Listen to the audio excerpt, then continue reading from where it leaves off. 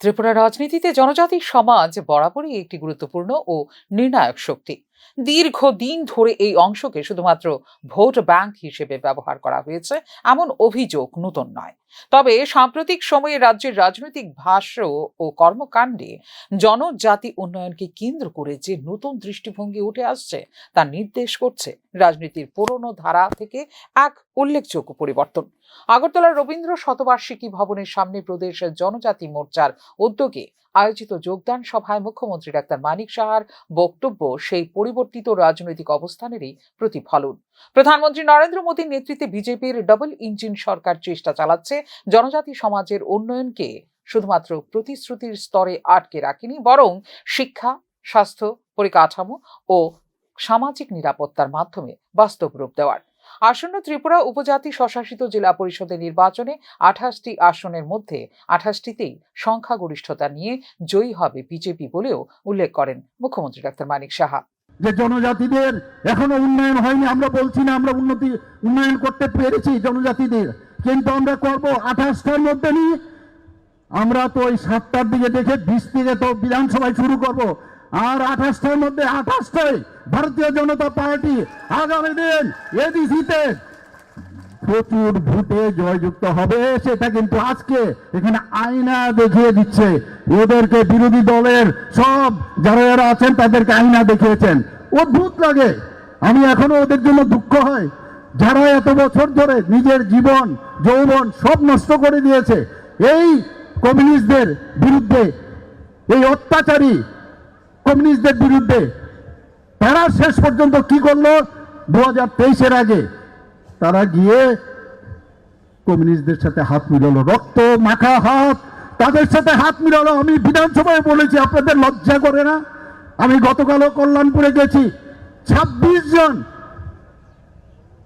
আবাল বনিতা, বৃদ্ধ, ছোট বাচ্চা রাত্রিবেলায় এটিটিএফ এর সন্ত্রাস সিপিএম এর মাধ্যমে, সিপিএম এর দ্বারা তারা উস্কানিমূলক এবং তাদেরকে নিরীহ যে যারা ছিলেন তাদেরকে নিহত করেছেন, সেখানে শহীদ বানিয়েছেন।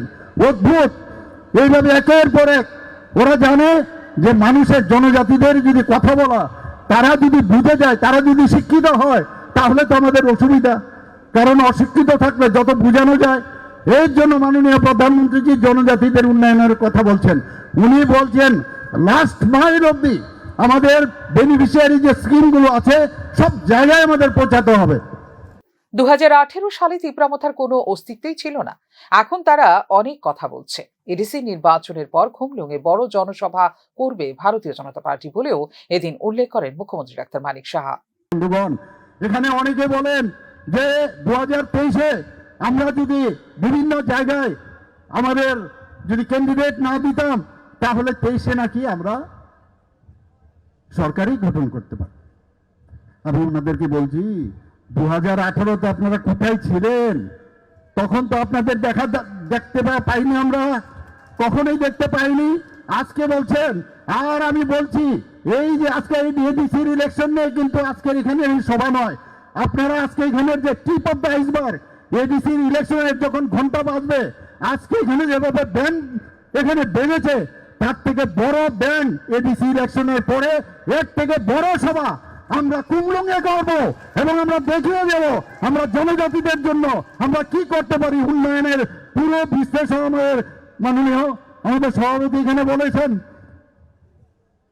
কি সব কথা বলছেন, যখন আবল তাবল যা খুশি বলেন, এগুলো মানুষ বুঝতে পারছে। এখন আমরা জনজাতিদের জন্য মাননীয় প্রধানমন্ত্রীজি একের পর এক জনজাতিদের জন্য কাজ করছে। সম্মান যদি দিতে হয়, আমি অনেক সময় দিল্লিতে যখন আমি কথা বলি, আমাদের কেন্দ্রীয় নেতৃত্ব, আমাদের মাননীয় প্রধানমন্ত্রীজি, অমিত শাহজি, আমাদের जेपी नड्डा जी बोले अरे यार तो हमारे ये तो हमारा ही आदमी है भाई, इन लोगों को थोड़ा सा प्यार देना चाहिए। यही होते।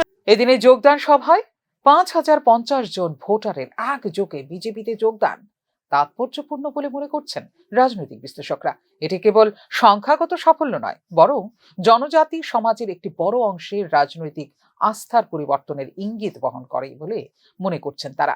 আসন্ন স্বশাসিত জেলা পরিষদ নির্বাচনকে সামনে রেখে বিজেপির সাংগঠনিক শক্তিকে আরো মজবুত করবে বড় মাত্রায় জনজাতিদের বিজেপিতে যোগদান।